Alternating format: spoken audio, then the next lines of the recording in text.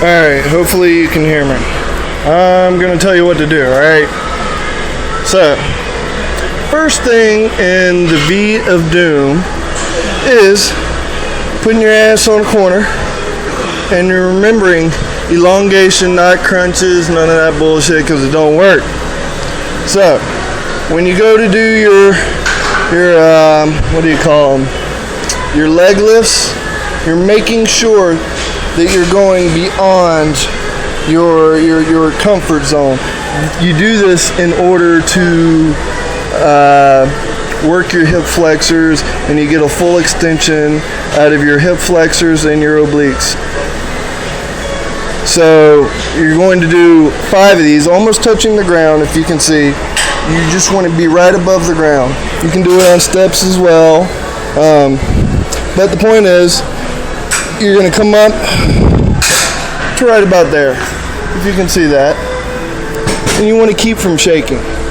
All right, so if you got to go slow in order to keep from shaking, that's what you want to do, and you want to make sure that you feel it in your hip flexors, or else you ain't doing no damn good.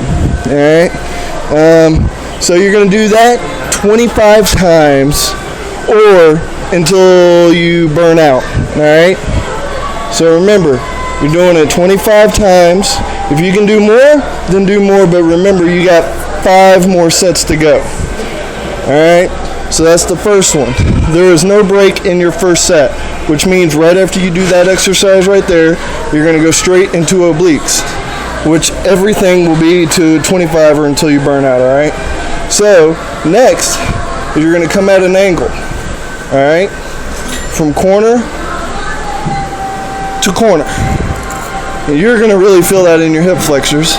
If you can't do 25, that's all right. Do it until you can't lift your leg anymore. Okay? You got to be careful with that hip, because you got to take it slow on this one, because you'll hurt your hip or you'll cramp up or something like that. But make sure you're about just like that. See, it's kind of hard doing this with one hand. You might want to use 2 hands in order to stabilize you. But 25 or until you burn, and then you immediately go to the other side. 25 or until you can't even lift your legs anymore. Be sure to go slow, or else you're going to pop your hip, or you're going to pull your hip flexor, and that's not good. You're doing that for stabilization of your obliques and your hip flexors, so you don't shake and you start moving all that cortisol and nasty fat and stuff that you don't usually work when you do crunches. Reverse crunches work too, but we'll get into that in a second.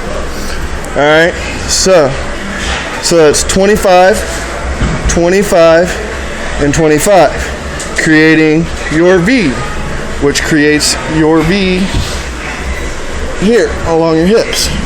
V. All right.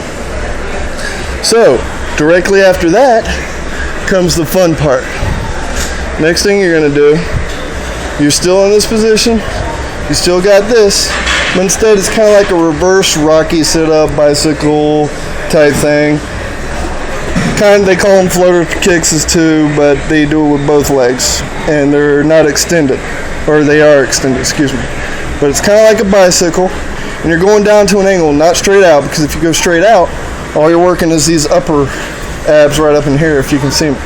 So what you're doing, 90-degree angle, whoops, if you can see that better, I don't know, about like that. So you want to look like that, and then you're going to extend out like so, 25 each side, total of 50. You want to start off slow until you feel to where your hips can hold it, because if you're popping, that means you're going too fast and you're coming inside. So if your hips are popping, you're pushing too hard and you're going too fast. You got to work on stabilization first. Generally, you want your foot around your knee, but not pointing in. That's going to keep that knee from popping. That hip from popping. So 25 each side. Whew. Doing it one-handed is a little bit tougher. I'm just putting that out there. All right, so after you do that, what you want to do is, I forgot to get the weight. Well, you can either use a medicine ball, or what I use is a 25-pound weight. But your main focus I'm gonna do it this way because it's a little bit easier. All right. So you're sitting on your butt. You're holding your feet up, not too high though.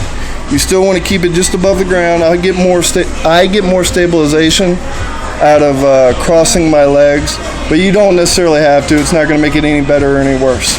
But what you're doing is you're crossing.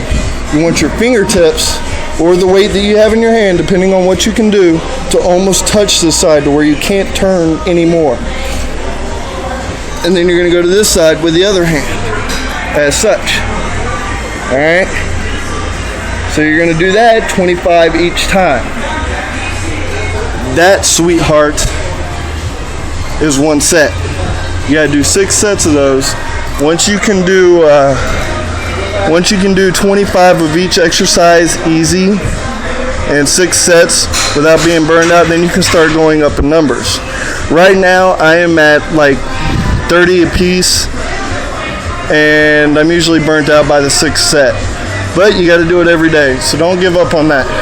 If you give up every day, if you don't do it every day, you're not going to see results. So it's got to be something you dedicate to, because it sucks. Video complete.